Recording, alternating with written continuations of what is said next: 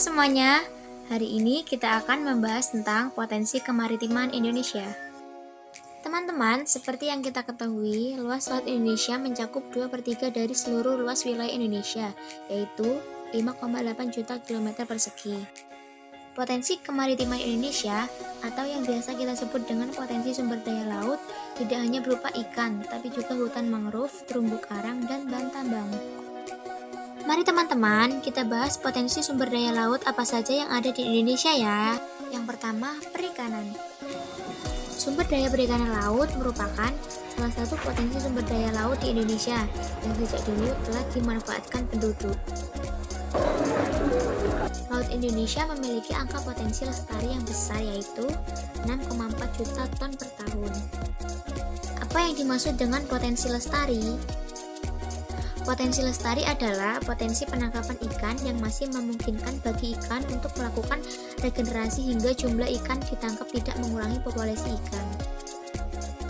Aturan internasional jumlah tangkapan yang diperbolehkan adalah 80% dari potensi lestarian tersebut, atau ketika 5,12 juta ton per tahun. Teman-teman, tahukah potensi ikan apa saja yang ada di Indonesia? Di Indonesia banyak ditemukan ikan pelagis.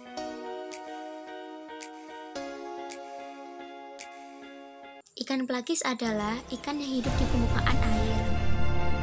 Ciri utamanya yaitu beraktivitas secara bergerombol dan melakukan migrasi.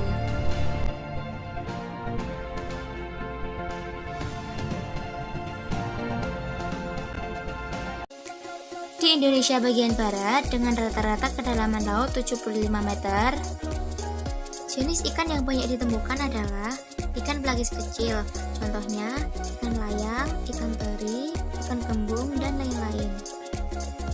Sementara di kawasan Indonesia bagian timur dengan rata-rata kedalaman laut mencapai 4.000 meter, banyak ditemukan ikan pelagis besar seperti ikan cakalang, ikan tuna, dan lain-lain. Ikan pelagis besar banyak diekspor ke luar negeri, contohnya ikan tuna yang diekspor ke negara Jepang setiap tahunnya. Selain ikan, kekayaan laut Indonesia yang lain yaitu hutan mangrove. Hutan mangrove atau hutan bakau adalah tipe hutan yang berada di daerah pasang surut air laut. Hutan bakau memiliki dua fungsi, yaitu fungsi ekologis dan fungsi ekonomis. Fungsi ekologis hutan mangrove. Yang pertama, sebagai habitat atau tempat hidup binatang laut untuk berlindung, mencari makan, dan berkembang biak. Yang kedua, melindungi pantai dari abrasi air laut. Sementara itu, fungsi ekonomis hutan mangrove berupa nilai ekonomis dari kayu pepohonan dan makhluk hidup yang ada di dalamnya. Sebelum adanya pengalihfungsian, hutan ini adalah penghasil madu, khususnya bagi Kabupaten Langkat. Manfaat kayu bakau yang pertama sebagai bahan kayu bakar atau pembuat arang. Yang kedua, dijadikan bahan pembuat kertas. Di mana sajakah sebaran hutan mangrove di Indonesia? Hutan mangrove tersebar di pesisir sebelah barat Pulau Sumatera. Beberapa bagian ada di pantai utara Pulau Jawa, sepanjang pesisir Pulau Kalimantan, pesisir Pulau Sulawesi, pesisir sebelah selatan Papua, dan beberapa pulau kecil lainnya. Luas hutan mangrove di Indonesia mencapai sekitar 3 juta hektar yang tersebar di sepanjang 95.000 km pesisir Indonesia.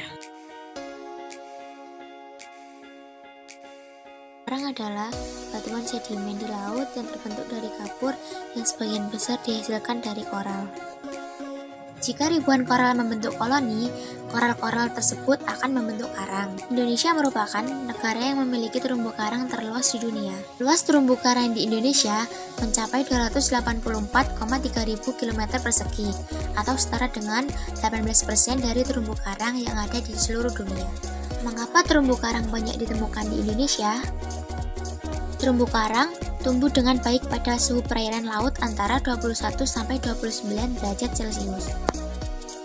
Karena Indonesia berada di daerah tropis dan suhu perairannya hangat, hal itu menyebabkan terumbu karang banyak ditemukan di Indonesia. Terumbu karang memiliki banyak manfaat, baik manfaat yang bersifat ekonomis, ekologis, maupun sosial ekonomi. Manfaat dari segi ekonomi.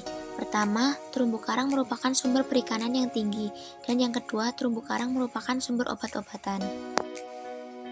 Manfaat dari segi ekologis, terumbu karang bermanfaat sebagai habitat dan sumber makanan bagi berbagai jenis makhluk hidup di laut.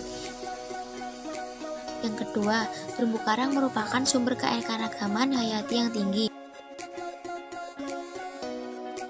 Dan yang ketiga, terumbu karang sebagai pelindung bagi ekosistem yang ada di sekitarnya. Manfaat dari segi sosial ekonomi. Yang pertama, terumbu karang dimanfaatkan sebagai penunjang kegiatan pendidikan dan penelitian. Yang kedua, wilayah terumbu karang dimanfaatkan sebagai sarana rekreasi masyarakat. Terima kasih. Bye-bye.